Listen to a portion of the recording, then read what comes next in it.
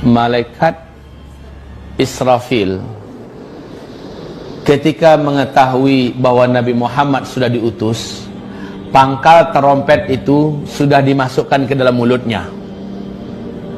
Kemudian kata Rasulullah, kedua bola matanya tiap sebentar melirik ke bawah arasy Allah, menunggu aba-aba kapan ini ditiup. Ternyata saat dia dapat instruksi untuk ditiup, langsunglah dia meniup. Akibat tiupannya ini, kata Rasulullah SAW, seluruh sendi-sendi alam semesta hancur, sehingga seluruh alam semesta menjadi lemah. Langit menjadi lemah, bumi menjadi lemah, matahari menjadi lemah, bintang-bintang dan seluruh tata surya menjadi lemah. Lalu mereka akan bertabrakan antara satu dengan yang lain. Kaum muslimin yang kami muliakan, kondisi ini menjadikan beberapa pemandangan berikut ini pasti akan disaksikan oleh orang yang hidup ketika itu.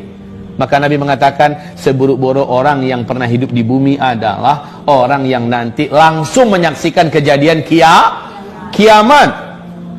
Apa yang terjadi? Lihat di dalam Al-Quran, Allah berfirman di surat Al-Haqqah, surat yang ke 69 di ayat 13 sampai 14. فَإِذَا نُفِخَ فِي الصُّورِ نَفْخَةٌ وَاحِدَةٌ وَحُمِلَتِ الْأَرْضُ وَالْجِبَالُ فَدُكَّتَا دَكَّةً وَاحِدَةً. Saat tiupan sangkakala pertama ditiup, bumi langsung berbenturan dengan yang lain-lainnya. Akar-akar gunung lepas, lalu menghantam kembali bumi ini. Gunung-gunung di mana lepas menghantam bumi ini. Mereka saling bertabrakan antara satu dengan yang lain. Manusia ketika itu seperti anai-anai yang berterbangan. Manusia yang ada seperti anai-anai yang berterbangan. Gunung-gunung seperti kapas yang ditiup. Gimana kapas yang ditiup? Ada, kebayang deh kapas yang ditiup, ya. Seperti itulah keadaan gunung-gunung. Ntar dibersihin.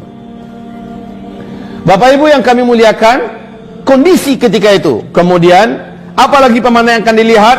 Seluruh air laut akan melalap daratan bumi yang tersisa. Wa idzal biharu fujirat, dan apabila seluruh laut fujirat. Tsunami yang pernah terbesar di alam ini sejak bumi terkembang adalah tsunami Nabi Nuh. Berapa ketinggiannya? Berapa? Ya setinggi gunung. Coba deh disebutkan secara ilmiah berapa? Di Al-Bidayatu wan Nihayah oleh Al-Hafiz Ibnu Katsir dijelaskan tingginya tsunami Nabi Nuh 5.000 meter. Ya. Pertanyaannya, dari mana sih munculnya itu air laut? Jawabannya adalah entah. Kita nggak tahu dari mana itu munculnya air. Kok bisa setinggi itu? Lalu disembunyikan kemana? Nggak usah dibahas deh. Pokoknya imani saja itu sudah Allah lakukan. Sebagaimana Allah menjelang munculnya Dajjal sanggup menyembunyikan air. Entah kemana hilangnya itu air. Betul tidak?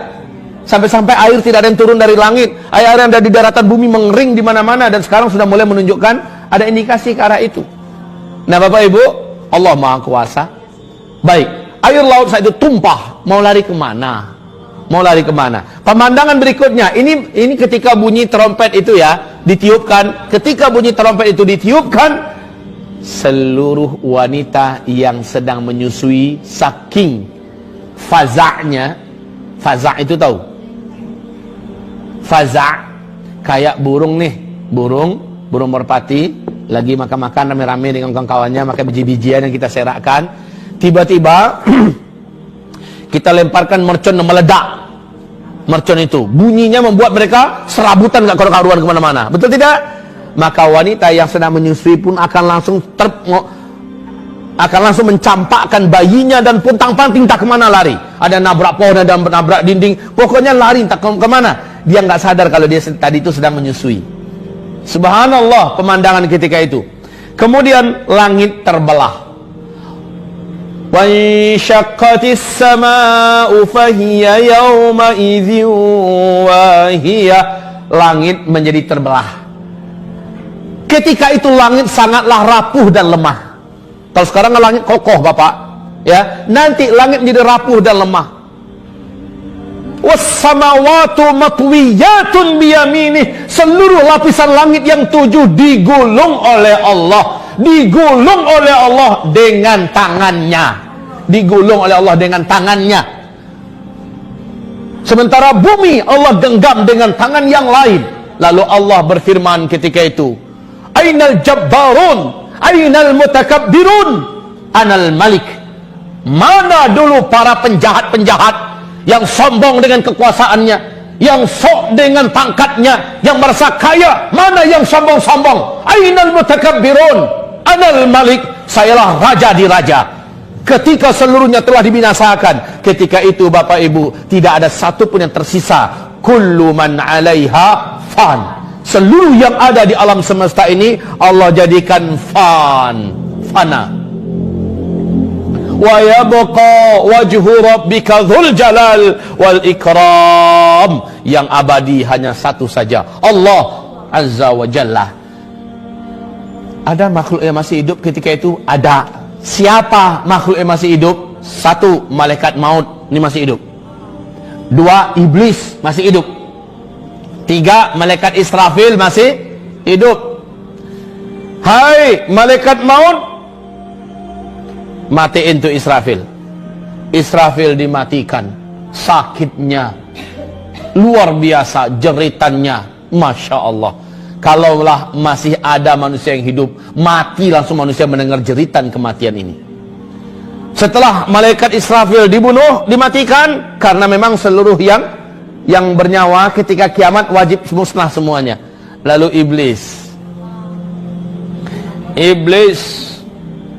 Allah Subhanahu wa taala berfirman, iblis, janjiku kepadamu telah aku tepati. Seluruh makhluk yang ada telah aku musnahkan. Sekarang yang tersisa engkau. Hai malaikat maut, cabut nyawanya. Iblis masih berusaha melarikan diri. Kemanapun dia lari, malaikat maut memiliki kemampuan yang gak ada apa-apanya iblis. Udah nunggu malaikat maut di sana. Mau kemana coy? Kemana saja lari, ditunggu, akhirnya dicabut. Begitu juga kata Rasulullah, jeritan kematian iblis ini sangat mengerikan. Selanjutnya Allah lah yang mematikan malaikat maut. Allah lah yang mematikan malaikat maut. Ketika Allah matikan malaikat maut, apa jeritan malaikat berkata, aduhai kiranya begini berat kematian itu, begini menyakitkannya. Kalau aku tahu, pasti aku akan berlembut-lembut dulu dalam iya, sakit Pak. Malaikat maut pun yang sebenarnya begitu perkasa, tidak ada makhluk yang lebih perkasa melainkan malaikat maut. Semuanya mampus di tangan malaikat maut. Ya. Sekarang malaikat maut dimatiin itu oleh Allah Subhanahu wa taala. Selesai.